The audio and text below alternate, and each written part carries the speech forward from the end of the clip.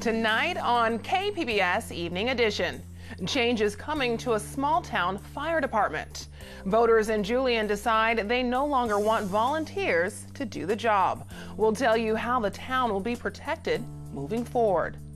And waiting for their final paychecks. After the Art Institute suddenly closed, workers say they still haven't been paid what they're owed. It's just a piece of fabric, and yet it sets off an entire chain of events that either allows a woman to go to work, a child to go to daycare, or not.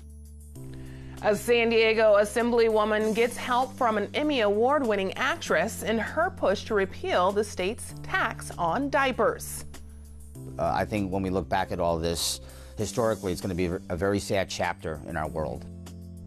And a documentary filmmaker talks about covering the Central American migrants who are stuck in Tijuana. KPBS Evening Edition starts right now.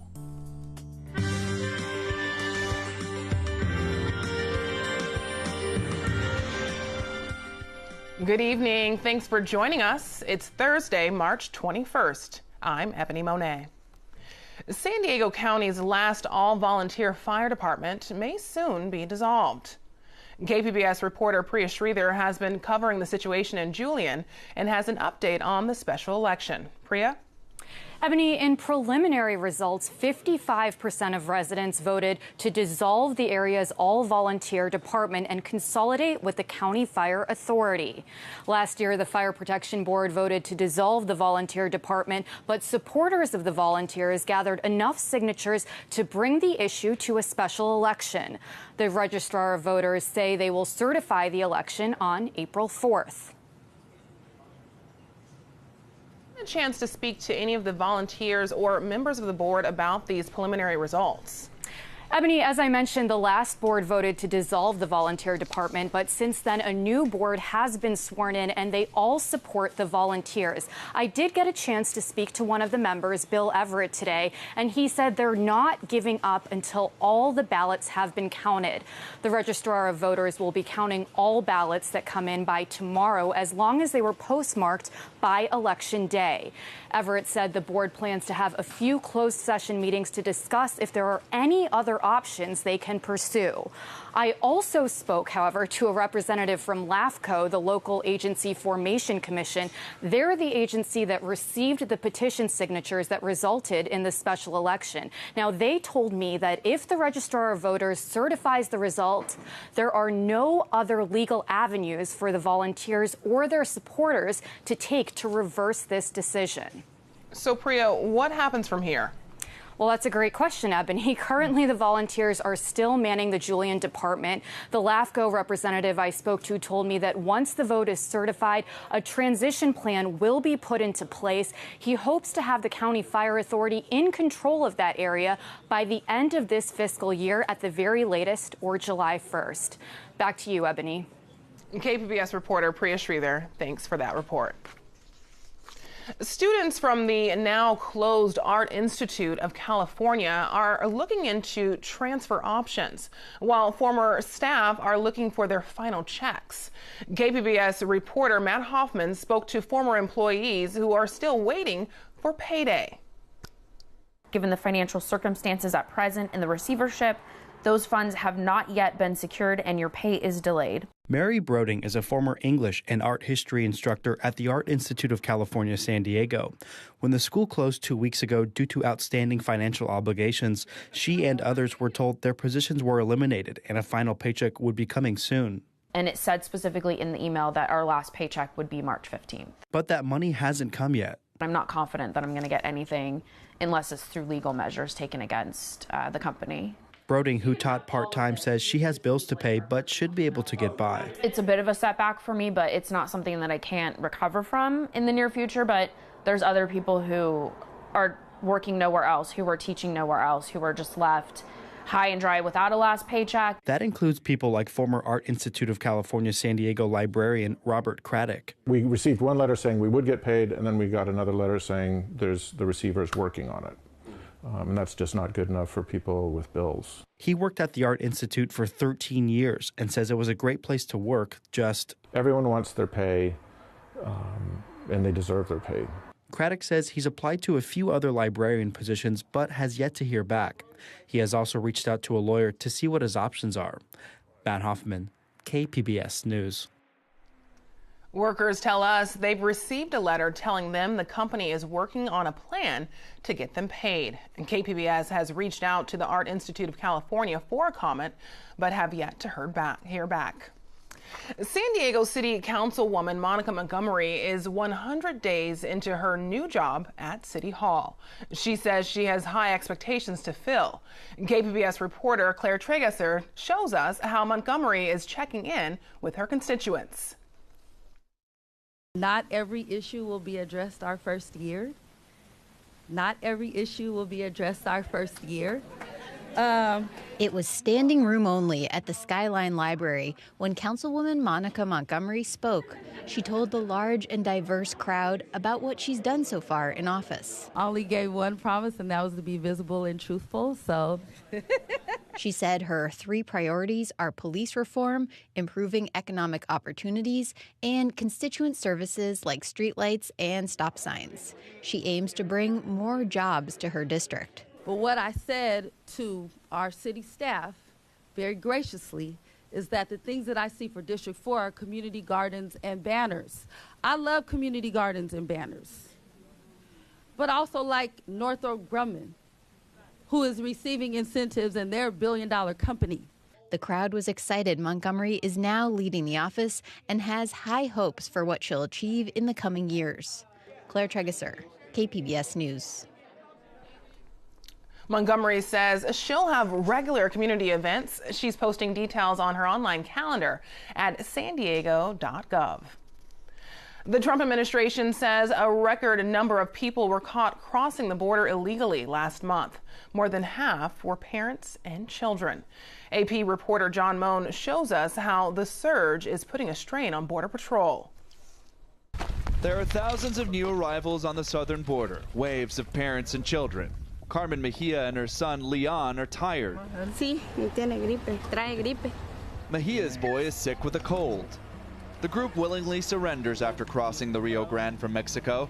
Taking care and feeding immigrants who've crossed into the U.S. illegally has fallen almost solely in one law enforcement agency, the U.S. Border Patrol. They don't say asylum, but they use a lot of terms. A lot of times they use, I'm scared, I fear for my life. Gangs. Near Mission, Texas, these people take their first step into the federal immigration system, signing intake forms and showing any documents that can help them declare asylum. More than 66,000 people crossed the border illegally in February, including 36,000 parents and children. That's a record high, according to the United States Border Patrol, and even more families could be coming in the spring when border crossings traditionally pick up. Eventually, these immigrants will go to the Central Processing Facility in McAllen, Texas. The AP was not allowed to film inside, but the agency says it's scrambling to keep up with the volume. The facility received worldwide attention last June during the Trump administration's enforcement of the zero-tolerance policy, which led to thousands of family separations. In the last year, 2 small children died in Border Patrol custody, leading to expanded medical screenings. Officials say this particular center is not meant for families, but that's precisely what they're handling. The average wait here is 60 hours. After release, groups typically arrive at places like the Catholic Charities Respite Center in McAllen, which too is feeling the strain of increased demand and local politics. City commissioners ordered the church to vacate the building by May after complaints from neighbors. For now, the charity provides food and medical checkups before these people move on to their next destination. What I found is that they're not really anxious to tell somebody that they're got a fever, or they're not real anxious to tell somebody that they're having an infection or having a problem, because they don't want to detain themselves any longer than what the customary number of days is. Dr. Martine Garza is one of the volunteers providing care to immigrants like 21-year-old Honduran Lily Romero. She gave birth to her infant son while on a bus, making the journey through Mexico. But we know that the root of the problem is how these people don't feel safe in their own country. And community activist Martha Sanchez says building more border wall isn't going to stop the uptick in immigration. And as long as we don't address that issue, we want to continue to try to put patches and something that is much bigger. Bigger crowds taxing both federal authorities and local charities. John Moan, Associated Press, McAllen, Texas. There's a new documentary set to premiere in San Diego on Friday, which focuses on the migrant experience in Tijuana. It's called Stuck in Tijuana, and I'm joined now by filmmaker Charlie Min. Welcome. Thank you. So, Charlie, tell us about Stuck in Tijuana. This documentary gives a human face and a voice to the Central American migrants who made this very dangerous 3,000-mile trip from mainly from Honduras to the northwest tip of Mexico. And you could certainly make the argument that they've been victimized again. I think Tijuana residents, they've been victimized too. So I think when we look back at all this, historically, it's going to be a very sad chapter in our world. And this part of the world has been getting a lot of attention recently. What's missing from the news coverage? I think we really need to figure out who these people are that are from Central America, really hear their stories of humanity, of guts. They're saying that they're escaping violence, poverty, lack of opportunities in their homeland. I've never seen so many stray kids in my life. We're talking hundreds of stray kids. One of the rec centers in Tijuana, 1,000 people share one bathroom. So this is a group that completely relies on volunteers for food, shelter, water, and supplies. It's a true humanitarian crisis. What's been the most striking part of this experience putting this movie together? The kids. It's not even close. I mean, we're talking about 5-, 6-year-old kids, hundreds of them, running around. They don't even know where their parents are, some of them. Their parents might have been murdered in Salvador, Guatemala, Honduras. So when you throw children into the equation, it makes it even more heartbreaking. So what do you hope people take away after watching your movie? Guts and humanity. Guts is the most beautiful part of a human being. If you have guts, people will respect you, and a lot of these Central American migrants won my respect for traveling that 3,000 miles through Mexico, a very dangerous country right now. Don't forget, in 2010, 72 migrants were intercepted and kidnapped by the Los Zetas cartel and all shot in the back of the head. So just getting to the border, to Tijuana, was a feat in itself. What do you think can be done? Well, in this case, I think the system has been set up to screw the poor Latino. The metering process, the Remain in Mexico policies, I think our administration has done everything to stick it to the poor Latino. And I just need to be as transparent as possible right now. And unfortunately, that's what I see happening. That's just my opinion. And I know you talk to college students. We were talking about that. So the young people, if they were to be galvanized based upon this issue, it could be dangerous. What could young people do? Well, today, I mean, the young generation, the millennials, they're not the future anymore. They're the present. I mean, their power is unlimited because of social media. So documentaries are meant to inform, educate, and raise awareness. So what better setting to do it at a college when you're meant to inform and educate? And where can people see Stuck in Tijuana? The movie will open tomorrow, Friday, March 22nd, at the brand new Theater Box. Used to be the old Reading. It's on 5th and G in the heart of the Gaslamp District. It's going to run for at least a week, and I slashed ticket prices 50% because I think humanity over money. That's the most important thing, humanity over money. But you have to get those tickets at the box office. They're reduced by 50%. I told the theater, please do that because the message is too important. Charlie Min, director of Stuck in Tijuana, thanks for joining us. You're welcome. I'm Judy Woodruff. Tonight on the NewsHour, President Trump signs an executive order tying university research grants to campus free speech protections. Coming up at 7 after Evening Edition on KPBS. San Diego Assemblywoman Lorena Gonzalez wants the state to repeal its sales tax on diapers.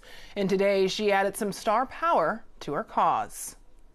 This bill would offer just over $100 a year in tax relief. That's enormous to families that are literally choosing between food and diapers. Gonzalez welcomed Modern Family actress Julie Bowen to Sacramento today. She's advocating for the diaper sales tax repeal. An Assembly committee is expected to vote on the bill next month. Gonzalez says a basic health necessity like diapers should not be taxed. Every year, nearly 500,000 new moms in the U.S. deal with postpartum depression, according to the Center for Disease Control. Now there's a first-of-its-kind drug to treat the condition. This week, the FDA approved Zulresso, an IV treatment received over a couple of days. One of the doctors involved with the clinical trials says there's a high rate of success. So this is a significant advance for women suffering with postpartum depression because of the rapid onset, that they're well within 60 hours of receiving the medicine. Treatment, though, is expensive at a cost of $35,000 for people without insurance. Doctors are working to develop a pill form. A newly approved medication that treats severe depression in people who don't respond to other drugs was tested here in San Diego. KPBS health reporter Susan Murphy talked to the doctor who oversaw the clinical trials and calls the drug a game changer. I think this is going to be an exciting improvement in the way we deliver care for people with serious depression. The FDA has approved a novel antidepressant in the form of a nasal spray. Dr. Michael Plopper is director of clinical research at Sharp Mesa Vista Hospital in San Diego, one of the county's largest behavioral health centers. He says esketamine represents the first new depression drug since Prozac hit the market in the 1980s. It's a chemical cousin of the anesthetic and party drug ketamine. And it's specifically for people who have what's called treatment-resistant depression. Dr. Plopper says previously only about a third of people who took antidepressant medication had full remission. The other 2/3 had little or no response. He says esketamine offers fast relief. There is a rapid reduction in symptoms, a matter of hours to days versus weeks to months, as that we experience with the typical antidepressants. He says there has been a long and urgent need to treat major depression, which he describes as a life-threatening condition because it can lead to suicide. From 1999 to 2016, the incidence of suicide annually went up about a third over that period of time, and that's a lot. Dr. Plopper began seeing great potential in the nasal spray when he started testing it in people 5 years ago as part of the drug's clinical trials. So we've done a number of trials over these years with this medication, and are very, very pleased to see it finally come to fruition. He says it will help a growing number of patients at his hospital in Kearney Mesa. The mental health facility has 158 inpatient beds and helps people who suffer from schizophrenia, bipolar disorder, major depression, or Alzheimer's disease. And then among our outpatient services, we have approximately 400 people a day coming to our intensive outpatient programs. Soon, he plans to open a new certified clinic at the hospital to administer the new drug. That's one of the strict FDA requirements. People will not be able to take this medication home. It will be administered in a clinic setting. But we observe people for 2 hours before they're able to go home, and then they can't drive until the next day. The wholesale cost of each treatment in the first month will range from $600 to $900. It's unclear how much insurance companies will cover. Susan Murphy, KPBS News. Dry, sunny weather is expected tomorrow and through the weekend. Regina Miller has details in tonight's forecast. Well, we've been dealing with some showers across the area for about the past 24 hours, and we're still seeing a couple of pop-up showers. You notice some to our north here. Now, as we go into the evening hours, by 6 p.m., still there's going to be some locations picking up a couple of showers around early during the overnight hours as that system moves out. This is at 9 p.m. You can see how it's generally dry across the area. It's going to continue then to be dry through tomorrow morning. We do have a high surf advisory in effect, and that is until 1 p.m. Friday.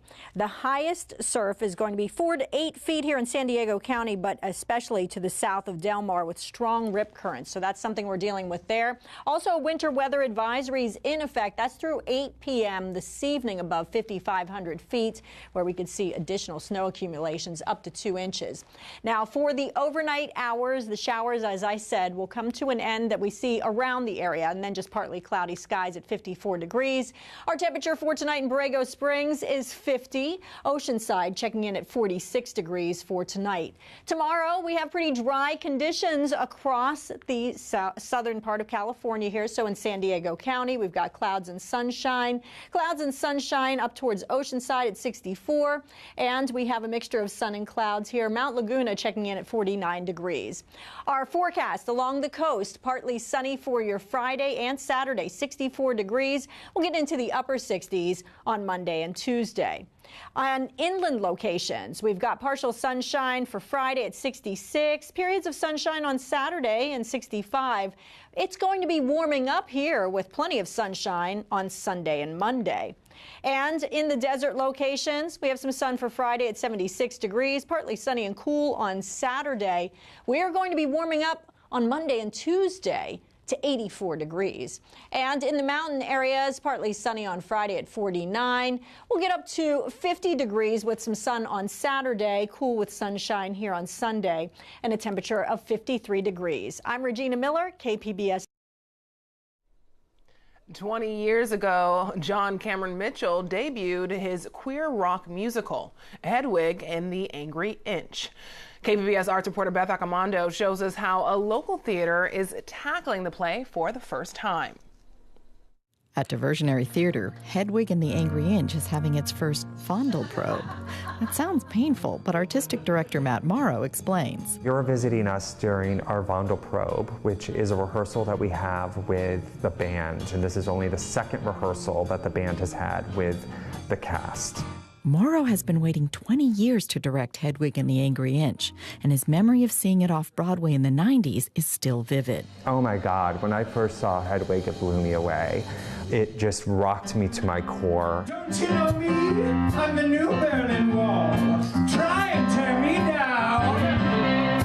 Rocked not just by the score, but also by the story. Hedwig is the ultimate outsider, and I think that many people connect with that point of view and connect with what it feels like to not be understood and to have to fight to be heard and to be seen as who you are and not what the world wants you to be.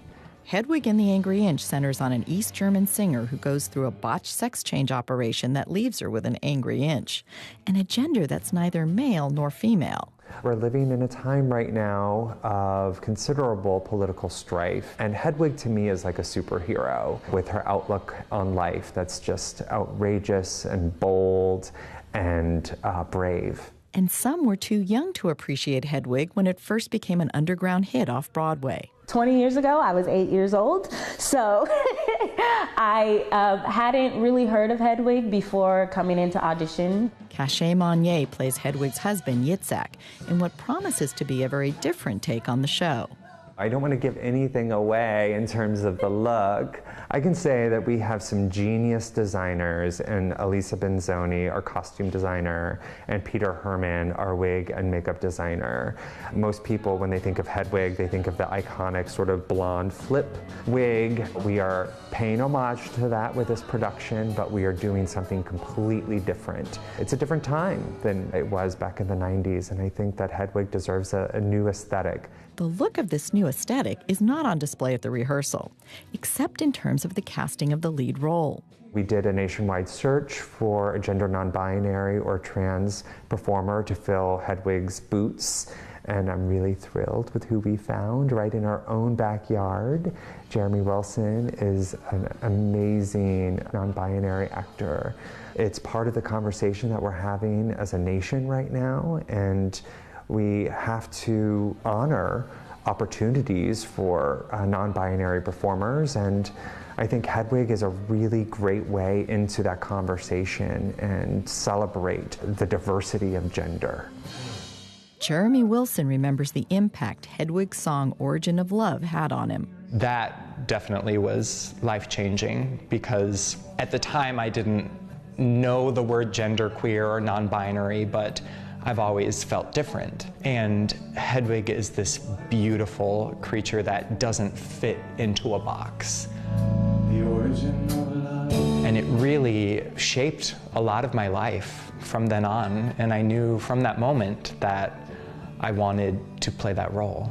And there were 3 sexes, then one that looked like you and grew up back to that. Wilson likes that Hedwig opens up conversations about gender. We weren't really having those conversations in the 90s as we are today.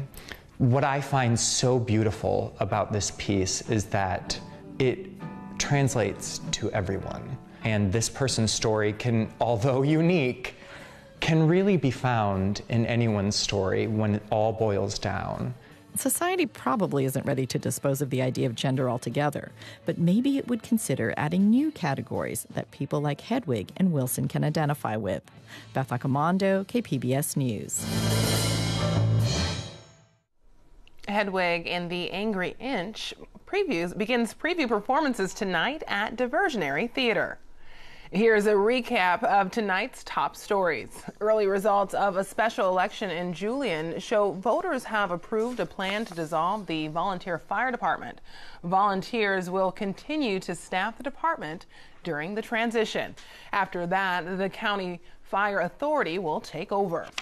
Former employees of the Art Institute of California say they still haven't received their final paychecks. Campuses across the state, including the one in San Diego, closed without warning 2 weeks ago. KPBS reached out to the Art Institute for comment, but has not received a response. A local assemblywoman is using some star power in her push to repeal the sales tax on diapers. Lorena Gonzalez met with Modern Family actress Julie Bowen today in Sacramento. Bowen is working with lobbyists to push a repeal. A bill authored by Gonzalez is expected to receive its first committee vote next month.